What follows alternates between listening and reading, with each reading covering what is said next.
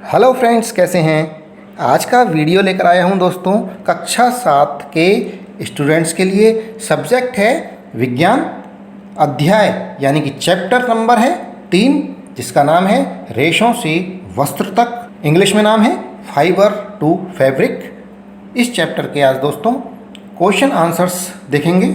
सबसे पहले पाठ के अंदर जो प्रश्न है एनसीईआरटी बुक के अंदर पृष्ठ संख्या 28 पर पूछा गया प्रश्न है, जब कोई हमारे बालों को खींचता है तो दर्द होता है, परंतु जब हम बाल कटवाते हैं तब दर्द नहीं होता, ऐसा क्यों होता है। उत्तर देख लेते हैं। जब कोई हमारे बालों को खींचता है तो हमें दर्द इसलिए होता है क्योंकि खींचे गए बालों की जड़ जो कि त्वचा से जुड़ी हुई होती है उत्तेजित होती है। जब बालों को खींचते हैं तो त्वचा पर जोर लगता है, त्वचा पर जोर लगने से वो उत्तेजित हो जाती है, तो हमें दर्द का आभास होता है। परंतु बाल कटवाते समय जब बाल कटते हैं तो दर्द इसलिए नहीं होता क्योंकि बालों के किनारे जो काटे जाते हैं वो मृत होते हैं, उसमें जीव नहीं होता, इसलिए हमें बाल कटवाते समय दर्द का एहसास नहीं होता। एनसीईआरटी बुक के पृष्ठ संख्या 29 पर पूछा गया प्रश्न है, सर्दियों में सूती कपड़े हमें उतना गर्म क्यों नहीं रख पाते जितना ऊनी स्वेटर रखता है। उत्तर है, सूती कपड़े अपेक्षाकृत पतले होते हैं तथा उनके बीच हवा भी नहीं भरती है, परंतु ऊनी कपड़े मोटे होते हैं, इनके बीच में जगह भी होती है जहां हवा भर जाती है। चूँकि हवा विद्युत की कुचालक होती है, इसलिए यह शरीर की ऊष्मा को बाहर निकलने नहीं देती। शरीर की ऊष्मा शरीर के अंदर ही रहेगी।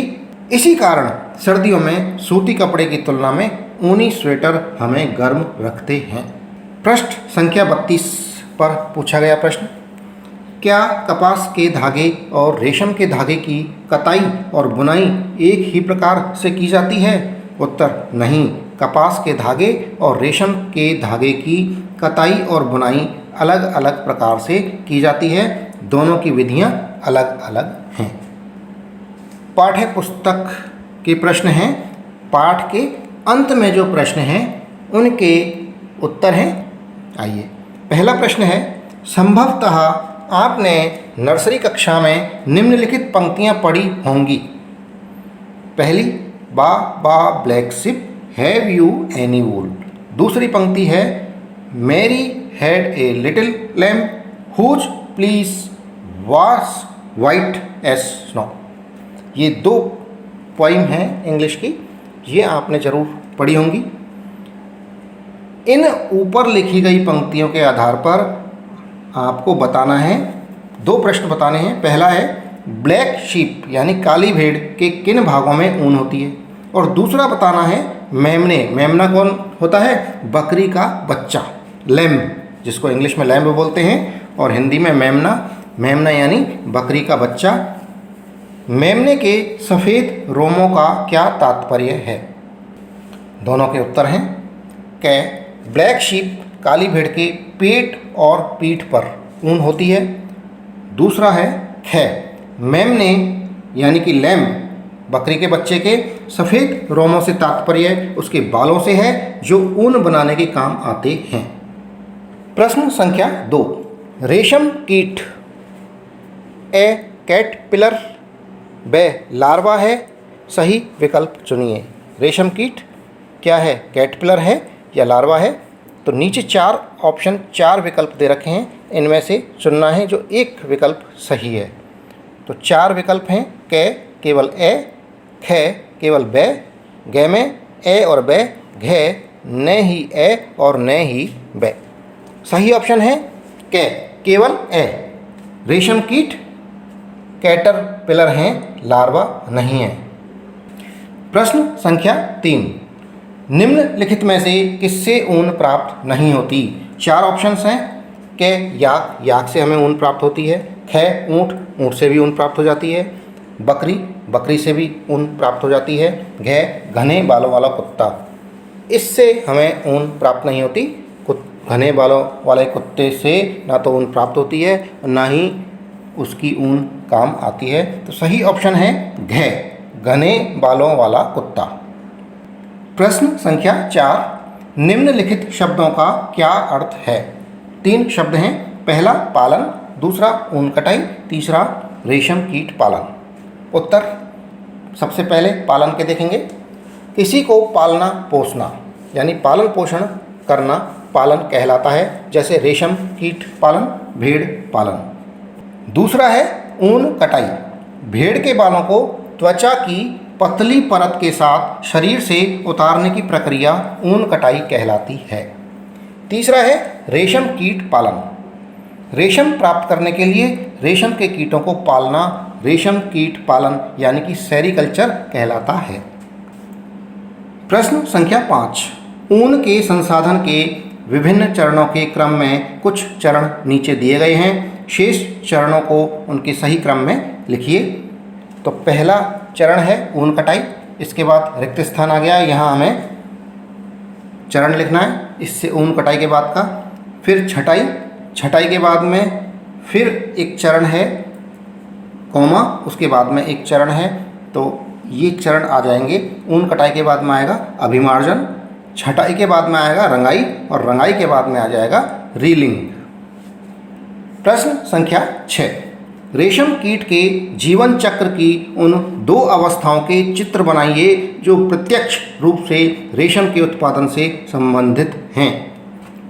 तो देखिए, जो रेशम का जो कीट है उसका जीवन चक्र चलता है, उनकी 2 अवस्थाएं ऐसी हैं जो प्रत्यक्ष रूप से रेशम के उत्पादन से संबंधित है। पहली है कोकून, दूसरा है कोकून में विकासशील कीट। ये 2 अवस्थाएं आपको दिख रही हैं चित्र में। प्रश्न संख्या 7, निम्नलिखित में से कौन से 2 शब्द रेशम उत्पादन से संबंधित हैं?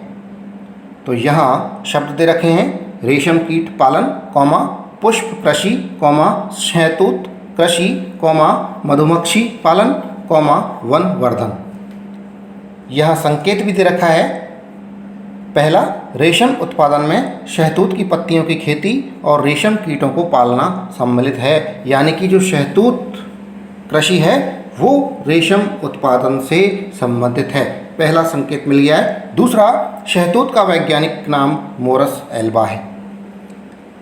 अब हम बता सकते हैं कि रेशम उत्पादन से संबंधित 2 नाम, 2 शब्द हैं। पहला रेशम कीट पालन जो दिख रहा है, दूसरा शहतूत कृषि। शहतूत जो उगाते हैं वो रेशम कीट को भोजन के लिए उगाया जाता है। प्रश्न संख्या 8, कॉलम ए में दिए गए शब्दों का कॉलम बी में दिए गए वाक्यों से मिलाइए।